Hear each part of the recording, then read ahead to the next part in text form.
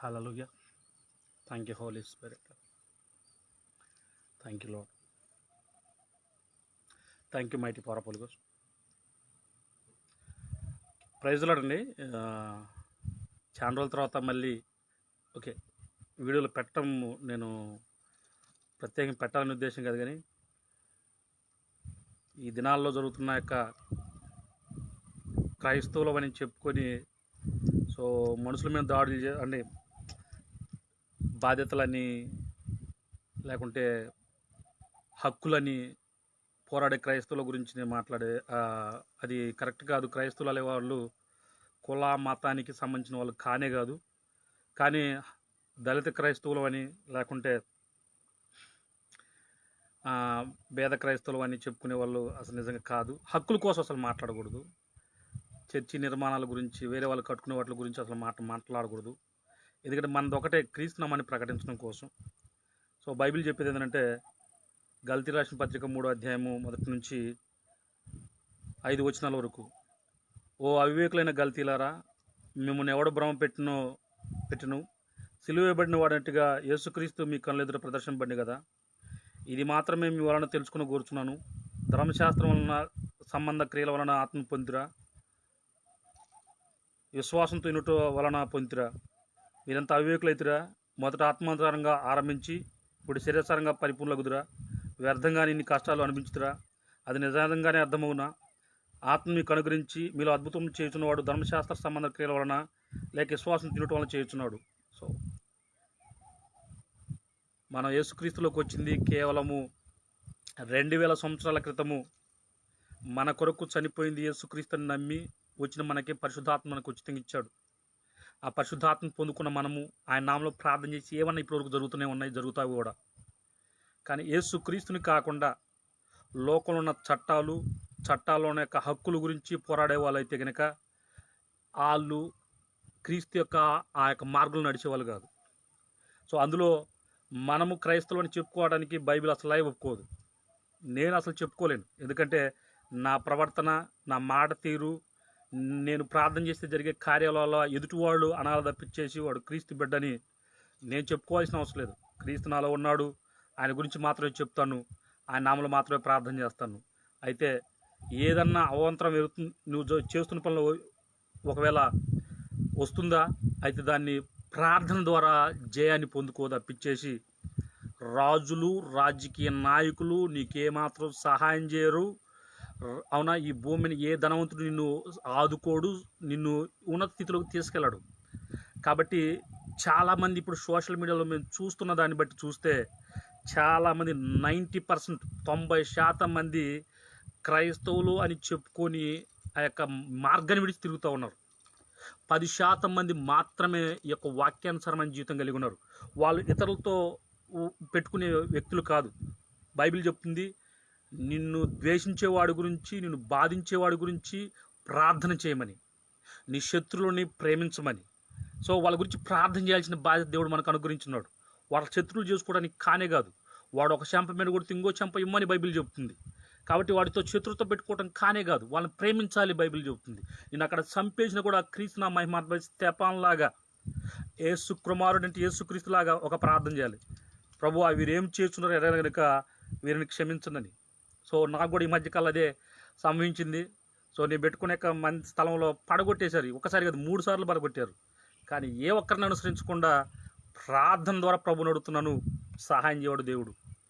కాబట్టి మీరు తెలుసుకోవాల్సింది ఏంటంటే మనుషుల బలాలను బట్టి మీరు వెళ్ళిపోయి యుద్ధాలు చేయొద్దు.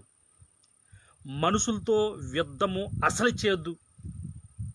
ఒక రాజకీయ నాయకుడితో, ఒక వ్యాపారస్తుడితో నువ్వు యుద్ధం చెయ్యొద్దు. ఒక ధనవంతుడితో, బలవంతుడితో నువ్వు యుద్ధం చేయొద్దు. నీ యుద్ధము ప్రభుతోనే ఉంది. కాబట్టి నువ్వు ప్రార్థన ద్వారా అతని గురించి యుద్ధం చేయి. అతను మనస్సు మారాలని ప్రార్థన చేయి. అతను మంచిగా ఆశీర్వదించబడాలని ప్రార్థన చేయి. అతను ఆరోగ్యంగా ఉండాలని ప్రార్థన చేయి. బైబిల్ చెబుతుంది రాజులు, రాజకీయ నాయకులు, అధికారుల గురించి ప్రార్థన చేయమని. మన యుద్ధాలు శరీరంతో కానే కాదని. కాబట్టి నువ్వు పోరాడేది మనుషులతో కానే కాదు. నువ్వు ఆకాశ మండలం సమూహంతో, దయ్యపు శక్తులతో పోరాడాలి ప్రార్థన ద్వారా. కాబట్టి నువ్వు ఆయన మాట విను. బైబిల్లో లోకస్వార్త 12వ రాయబడింది, తక్కువైన వాటిని మీరు పొందుకోలేకపోతే మిగతా వాటిని నీకు మెవుడిస్తాడని రాయబడింది. అసలు వాక్యం ద్వారా దేవుని ఆత్మను పొందుకోవడమే నువ్వు పొందుకోవడానికి చాలా చీపు, ఉచితమైన యొక్క ఆత్మీయ కృపని పొందుకోవడానికి చాలా ఈజీ. చెల్లబడింది ఆ యొక్క ప్రాణం పెట్టి నీకు ఉచితంగా ఇవ్వాల్సిన వాక్కుని, ఆ యొక్క ఆత్మీయ స్థితిని దేవుడు ఎప్పుడో నీకు ఇవ్వాలని చూస్తే నువ్వు అది పొందుకోకుండా శరీరస్థానం యొక్క విషయాల గురించి నువ్వు వెళ్ళొద్దు. నేను చూస్తూ ఉన్నాను, 100 మంది క్రైస్తవులు ఏర్పడేసి ఒక మీద దాడి చేస్తే అది అసలు నిజంగా క్రైస్తవం కాదు. చట్టాల గురించి మాట్లాడితే అది క్రైస్తవం కాదు. బలాల గురించి మాట్లాడితే అది క్రైస్తవం కాదు. ప్రభు చేసే కార్యాలు ప్రతి ఒక్కడు కాదనలేని విధంగా ఉంటాయి. యేసుక్రీస్తు వారి కాలంలో ఆయన వాక్యం బోధించి స్వస్థ పరిస్థితి అక్కడ ఎవడు ఉండడు, అడుక్కునేవాడు మాత్రం ఉంటాడు. వాడు అందరూ చెప్పినప్పుడు వాళ్ళు వచ్చి పెద్ద వాళ్ళు వచ్చి అడుగుతారు, నువ్వు చేయని. వాళ్ళకి చేయడు ఆయన, సమాధానం కూడా చెప్పడు. కాబట్టి మన కార్యాలు ఎలా ఉండాలంటే మర్మంగా ఉండాలని బైబిల్ చెబుతుంది. నువ్వెవడికి చెప్పుకోవాల్సిన అవసరం లేదు నేను గొప్ప క్రైస్తవునని, నేను బలం గలవాడిని నువ్వు చెప్పుకోవాల్సిన అవసరం లేదు, నేను ఆశీర్వాదం గలవాడిని ఆశ్రయించబడ్డాన్ని చెప్పుకోవాల్సిన అవసరం లేదు. అది కనిపిస్తుంది అంతే. కాబట్టి ఈ యొక్క లోకంలో ఉన్న వ్యక్తుల గురించి నువ్వు యుద్ధం చేయాల్సిన పని లేదు. ఒకవేళ నిజంగా వాక్యానుసారంగా నువ్వు జీవిస్తున్నావా, నిన్ను ప్రతి ఒక్కరు ద్వేషిస్తారని బైబిల్ చెప్తుంది. ఎందుకని? నువ్వు లోకంలో వాడివి కాదు, నేను ద్వేషిస్తారు. కాబట్టి నువ్వు ద్వేషించిన ప్రతిసారి కూడా దూరం వెళ్ళిపోయి ఉండాలి. నువ్వు సపరేట్గా ఉండాలి. అందరితో కలిసి ఉండడానికి లేదు. అందరు మెచ్చుకుంటున్నారా నువ్వు ప్రమాదంలో ఉన్నావు. అందరు నేను గణపరుస్తున్నారు, నువ్వు ప్రమాదాలు ఉన్నావు. నీ ఘనత అన్నీ కూడా భూమి మీద కాదు, పరలోక రాజ్యంలో ఉన్నాయి. సో నువ్వు చెప్పాల్సింది యేసుక్రీస్తు యొక్క నామం మహిమార్థమై జీవించాలి, ఆయన నామాన్ని ప్రకటించాలి, ఆయన శుభవార్తను తెలియపరచాలి. ఇది నీ పని ఈ భూమి మీద. సో సమస్త సృష్టికి వెళ్ళిపోయి సువార్త ప్రకటించి ప్రతి ఒక్కరిని శిష్యులుగా చేయమని బైబిల్ చెబుతుంది. నువ్వు చేసి వెళ్ళిపోవడం తప్పించేసి నువ్వు స్థిరంగా ఇక్కడే కూర్చుంటాను హక్కుల ప్రకారం జీవిస్తాను అనుకోవడం అది క్రైస్తవం కాదురా బాబు. నమ్మొద్దు అలాంటి వాటిని. వాళ్ళు క్రైస్తవులే కాదు. హక్కుల ప్రకారం జీవించే వ్యక్తులు క్రైస్తవులే కాదు. దళితులు అని చెప్పుకొని క్రైస్తవులు అనుకుంటున్న వాళ్ళు క్రైస్తవులు కాదు. క్రైస్తవ యొక్క వాక్యము ఎలా ఉండదు తెలుసా? ఎవడికి అందని విధంగా ఉంటుంది. ఎవడు వాడికి కనపడ్డు అందనంత రీతిలో వాడు ఉంటాడు. వాడికి దొరకడు అసలు ఎవడికి వాడు. బైబిల్ చెప్తుంది యుద్ధం యెహోవాదే అని చెప్తుంది. వెదుటి యొక్క మనిషి యొక్క మనసు మార్చేది దేవుడే. నెబుకద్నెజరుని మార్చాడు.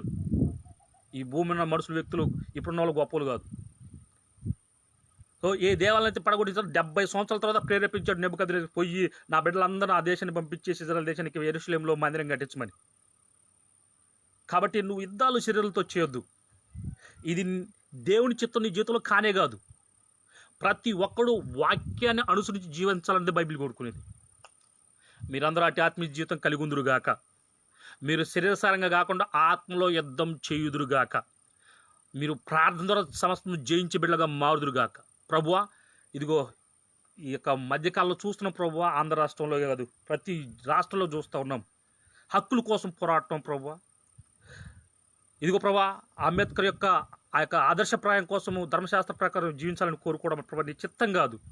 నువ్వు ఆత్మలో వచ్చి బోధించే దేవుడవు, ఆత్మలో చూపించే దేవుడవు, ఆత్మలో నడిపించు వాడవు. నీ నామంలో ప్రభా ఏమైనా చేయగల దేవుడవు. ప్రభు యేసుక్రీస్తునాలు ప్రభా బిడ్డల మనోనేత్రాలు తెరవబడును గాక.